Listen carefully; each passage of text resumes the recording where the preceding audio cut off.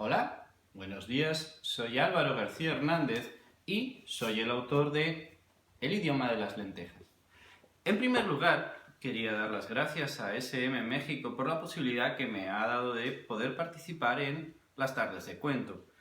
Para mí es una ilusión tremenda participar en este evento, aunque las circunstancias del coronavirus que todos conocemos sean tan traumáticas o tan peligrosas, pero sobreviviremos y saldremos mejor de todo esto, ¿de acuerdo?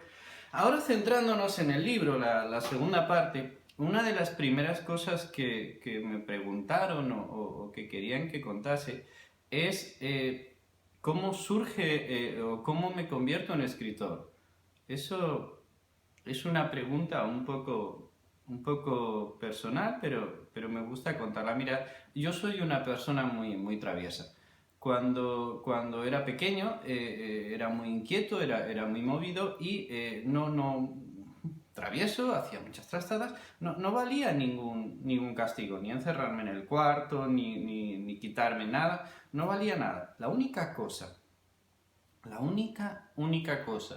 que me calmaba, que me dejaba horas calmado, eran los libros.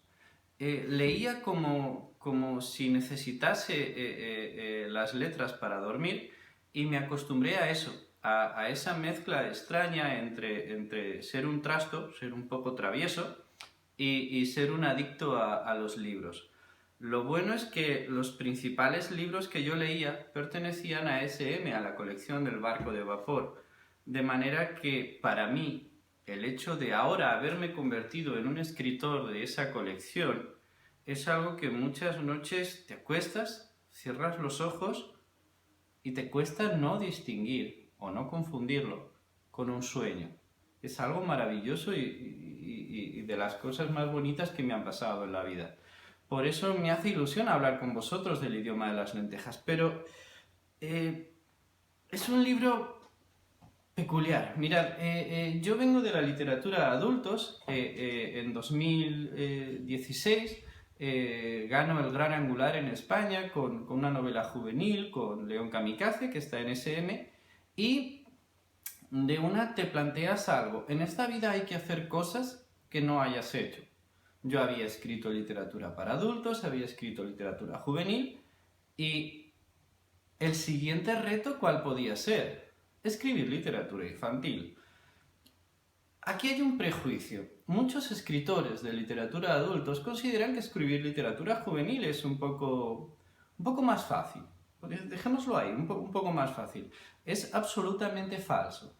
Escribir literatura infantil en muchas ocasiones es más complicado. Yo os doy un ejemplo. Yo en literatura de adultos soy absolutamente anárquico. ¿Por qué?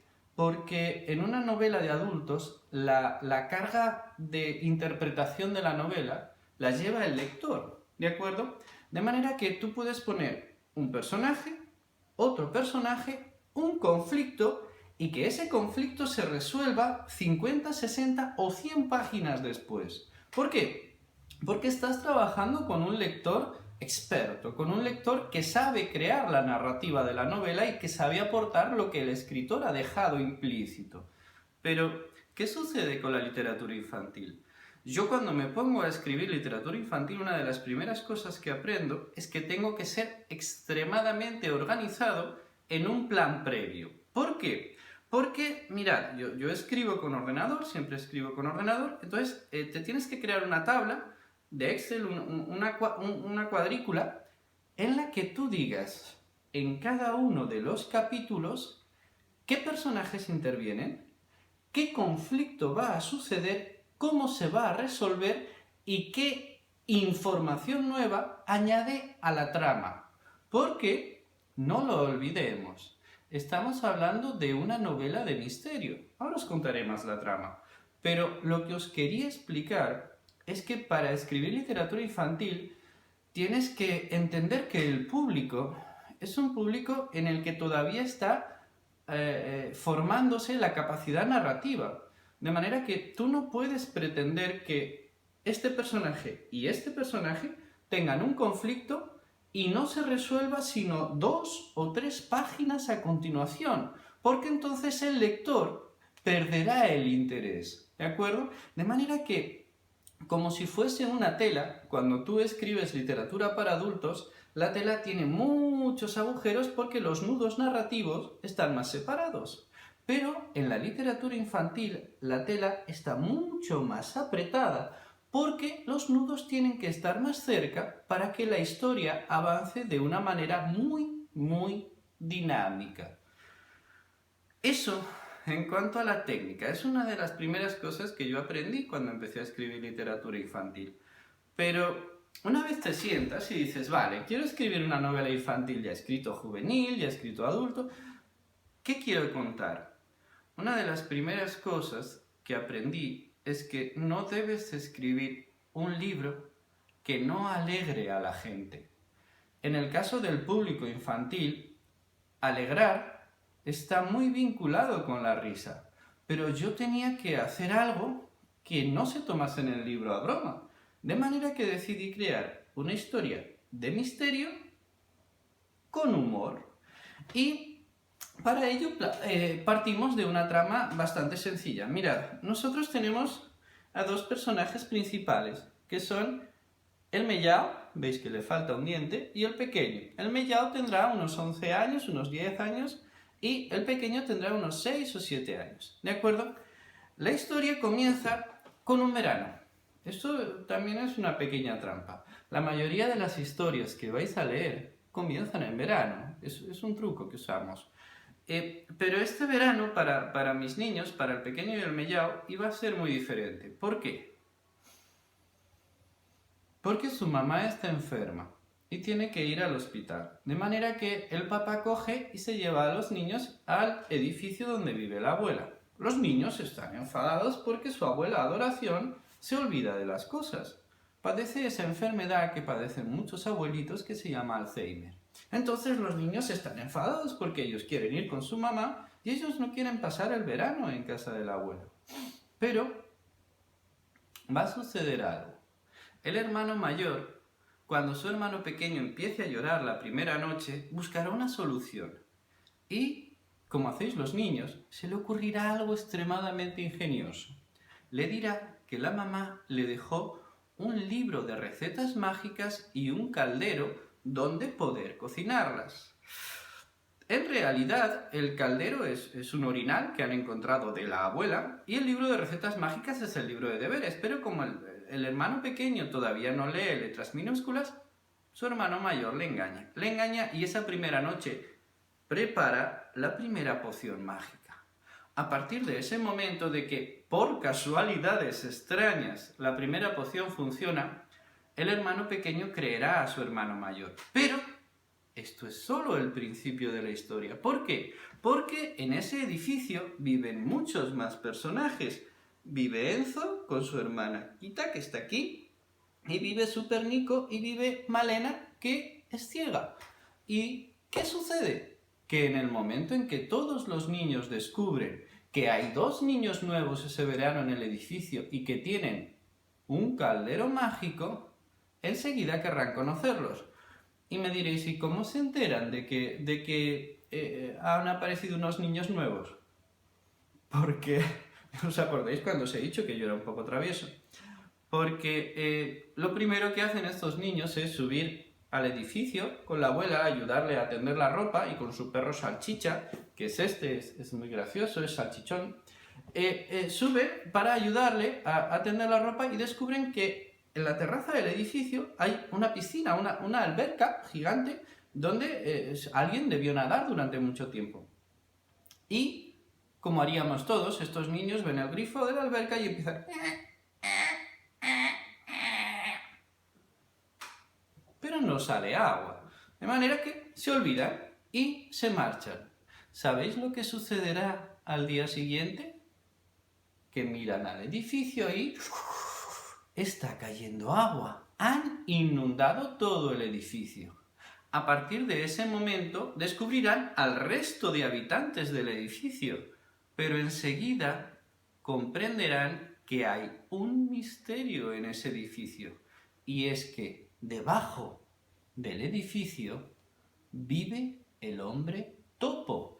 Y me diréis, ¿quién es el hombre topo y qué tienen que ver el mellao y el pequeño con ellos?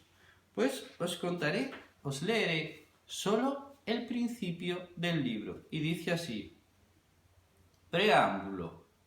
El ladrón de bancos más famoso de América desapareció sin dejar rastro. En su época se hizo famoso porque podía robar cualquier caja fuerte.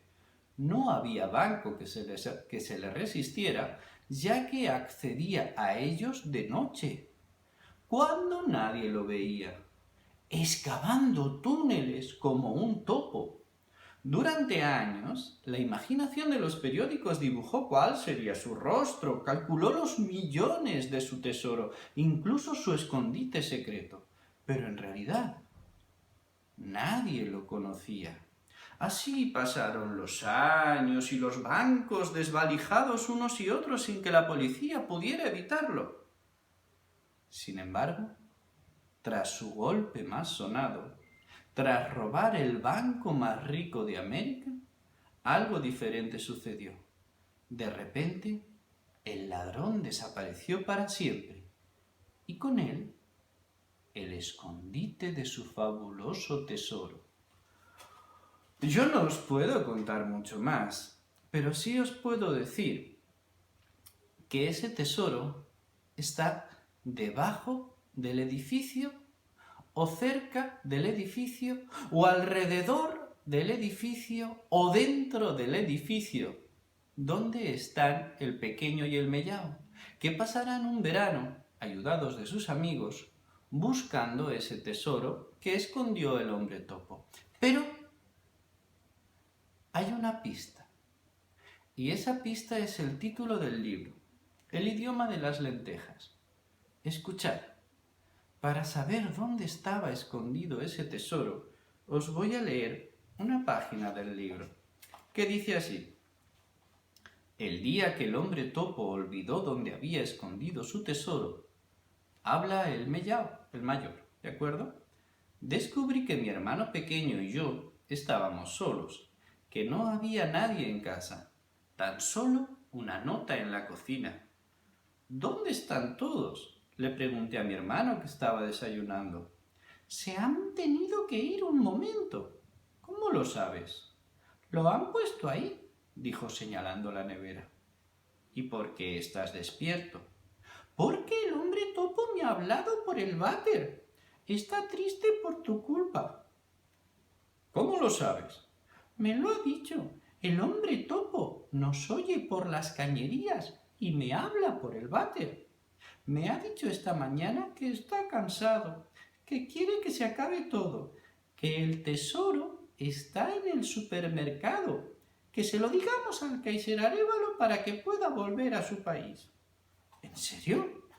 ¿En el supermercado? ¿Dónde? No lo sé. Alguien ha tirado de la cadena en ese momento y se ha cortado, pero dice que se siente culpable por lo que leyó en los telegramas que le diste. Sí, pero en el supermercado. ¿Dónde? Que no lo sé, pero dice que la abuela lo sabe. ¿La abuela?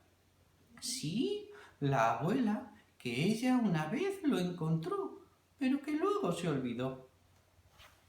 Esa conversación entre el pequeño y el mellao sobre dónde puede estar el tesoro tiene mucho que ver con la peculiaridad de que la abuela, como os he dicho antes, pierde la memoria y solo sabe hacer lentejas. La única comida que hace su abuela Adoración son lentejas. Lentejas para desayunar, lentejas para almorzar, lentejas para comer, lentejas para cenar. Lo bueno es que las lentejas le salen bien y a los niños les encantan. Pero además la abuela habla con las lentejas. Porque si está contenta les echa azúcar, si está enfadada les echa chorizo, si está triste las hace mal, si está alegre las hace mejor. De manera que eso es una de las cosas que vamos aprendiendo con el paso del tiempo. En cada cosa que nosotros hacemos hacia los demás, hablamos, comentamos lo que sentimos hacia esa persona. Sea la manera en la que vestimos a nuestros hijos, sea la manera en la que cuidamos de otra persona, no solo estamos abriéndole la puerta o no solo estamos haciéndole la cama, sino que le estamos contando que le queremos, que le echamos de menos. Y esta historia habla de eso, de cómo nos comunicamos de muchas otras maneras a partir de las palabras y de cómo todos buscamos un tesoro.